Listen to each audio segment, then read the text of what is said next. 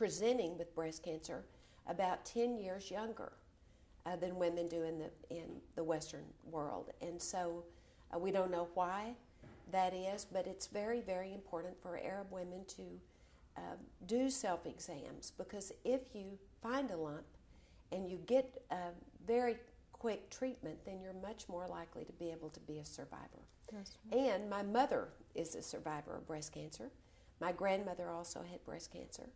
So this is an issue that's important to me, and I think it's important to women everywhere, which is why I thought it was especially important for me to be able to go and talk about these issues in countries that are conservative, where women might not have mentioned it.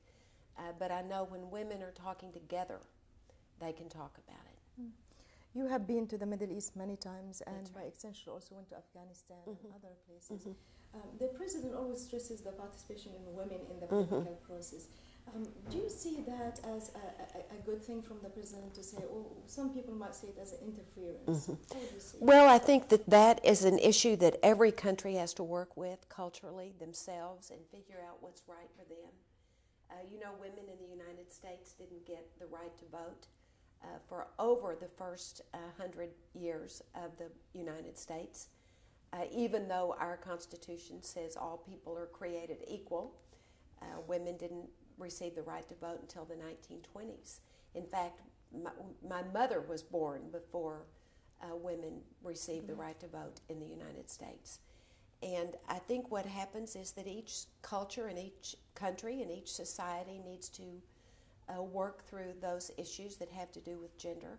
I do know that women everywhere around the world and mothers everywhere around the world want their children to be successful.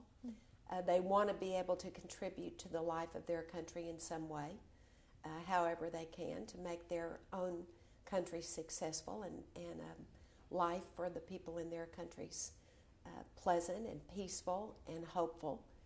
And so I think that there is a place for women to be involved in civic life, and I hope that each country around the world will not deny their women the right to be able to contribute to life in their countries.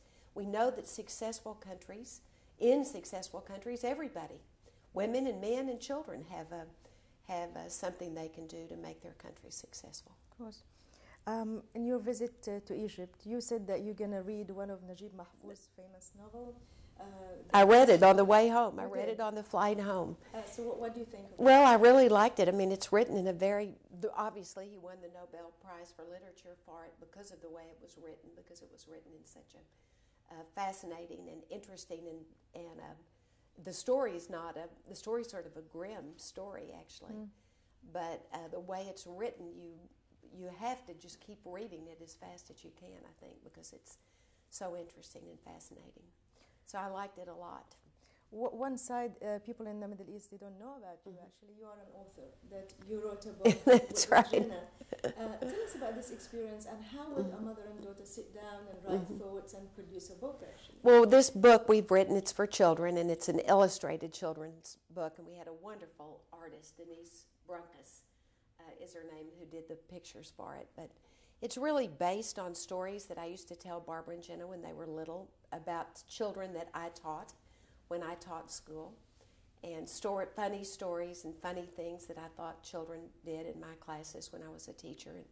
And they used to ask me to tell stories about them. And so really, after Jenna and I wrote it, we realized we'd been writing this book for years, that we'd started when they were probably in the 3rd or 4th grade, because I had told them stories about these children.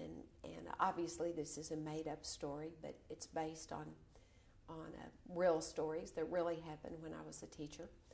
It's about reading. It's about a little boy who can do everything, and he's very accomplished, and he rules the school, but he just doesn't like books because they're not real. And then it's about his very persistent teacher who just reads a storybook to the school, to the class every day, and finally, as the year goes on, he finds himself more and more fascinated with stories, and these characters come alive to him. And I think that's what it all is. I think we all love stories. I think every human loves to hear stories, and You know, that's the whole point of the big read that we were talking about in Egypt. And that is this idea that if we can let each other know what our stories are, that we're more likely to see how we're alike instead of how we're different. Would you write your autobiography about your experience in the White House? I don't know if I will or not. I mean, obviously, that's what most people, when they leave the White House, do, and I hope I have the discipline to actually write a book. I hope so. I asked you this question